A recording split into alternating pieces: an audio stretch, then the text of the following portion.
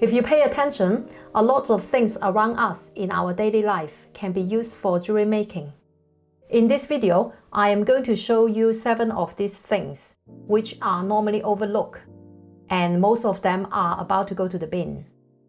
However, all of them are very useful for general jewelry making. If you get their counterpart from jewelry supply shops, they can cost you much more. The first one is toothbrush head. There are 2 types, the manual one and the automatic one. They are not just good for cleaning our teeth. Obviously not this exact one, because this brush head is covered with precious metal dust. That's why it is grey. When it comes to jewelry making, you can use the end of a manual toothbrush handle to do bezel setting. Because it is made of plastic, it is less likely to scratch your soft gemstones if you slip by accident. But just in case, to minimize the chance to slip, I would flatten the end of the brush handle to give it a better grip. After giving your jewelry a mirror polish, the most common commercial way to clean off the polishing compound is to put your jewelry inside of an ultrasonic machine or by using a steam cleaner. But the problem is that not all gemstones are suitable to be cleaned using these machines. Or if you just simply don't have those machines in your studio. In this case, you can use a soft automatic toothbrush head. It cleans our teeth much more efficiently than a manual one, as my dentist always told me. This applies to cleaning jewelry as well. Just make sure you don't mix it with the one that you use to clean your teeth. That's the main thing. If you like this video so far, do you mind clicking the like button? Thank you. Cheese wax is a special type of wax, specifically intended for preserving cheese. It works as a seal, locking all the mold and bacteria out while keeping the cheese inside fresh. They normally come with some hard cheeses. A lot of them stick to the cheese rind. The easiest one to separate cleanly from the cheese they need to protect is the baby bell. After enjoying your delicious cheese, you can mold the coated wax into the shape of an olive seed and use the 2 pointed ends to pick up or place gemstones. When doing stone setting, when squeezing the cheese wax, the temperature of your hand should be warm enough to soften it up. But if it is in a cold winter day, or you find it hard to move the wax, you can first raise the temperature of your hands with a cup of warm water, and then come back to the cheese wax. In this way, you can mold your cheese wax just like Play-Doh. Now you can use it as a pick and place tool when you are working with gemstones.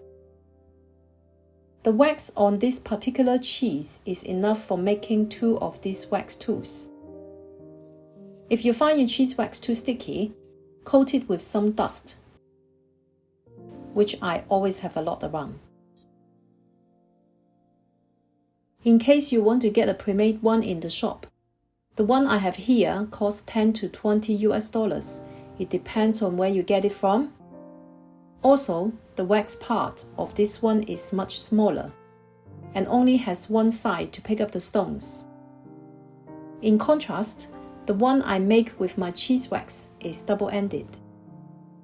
You can easily modify them into various shapes to pick up different sizes of stones. For instance, a pointy end for tiny stones and a more rounded one for larger ones. Here is the other type of pick and place tools they sell in the shops. They work well for the first few hours, but once the tips are covered with a tiny bits of dust, the magic is gone. Also, I found that the tips are too weak for handling bigger stones. I'm sure they must be good for something, but not for stone setting in my opinion. The other one that you can find around to use for jewelry is nails. This is a nail that I found in the old ice cream box that I used to collect bits and bobs around my place. Choose one with a flat head Hammer it into a pusher of your choice. Make sure the length is comfortable for you to hold on to. Grind the nail head into a rectangular shape. Safety is the priority in this entire process.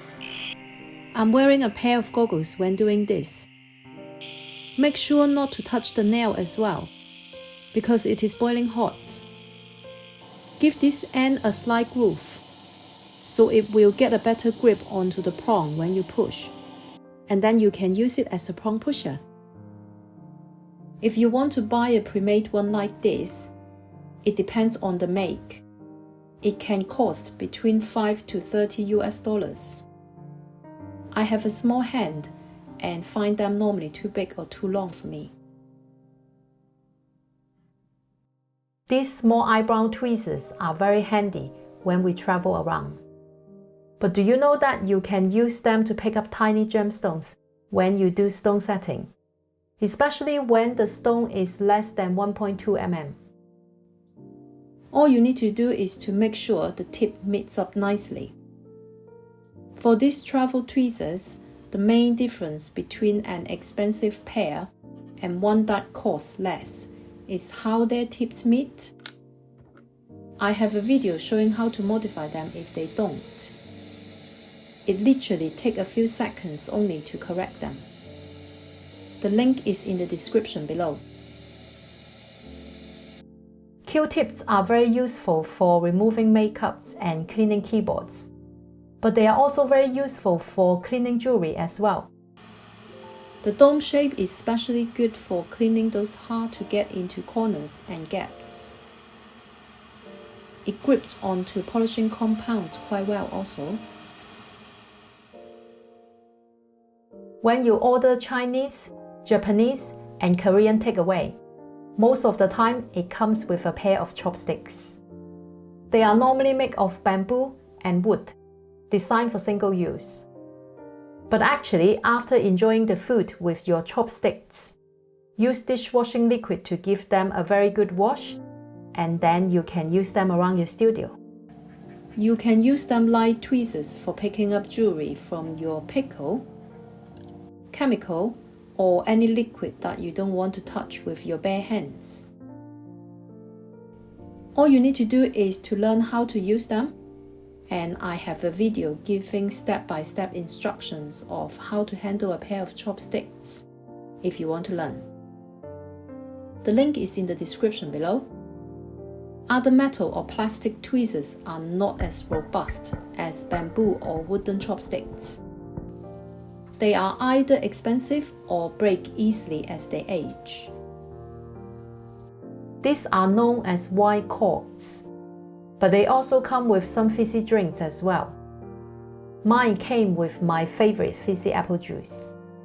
After enjoying your drink, instead of throwing it away, you can mount your files onto them to help ease the filing process. A ready-made wooden file handle like this would cost a few bucks if you want to get one in the shop. Let me know in the comments below if you have found any household items that you use for jewelry making. If you like this video, you might want to check out the one here. I will see you in the next one.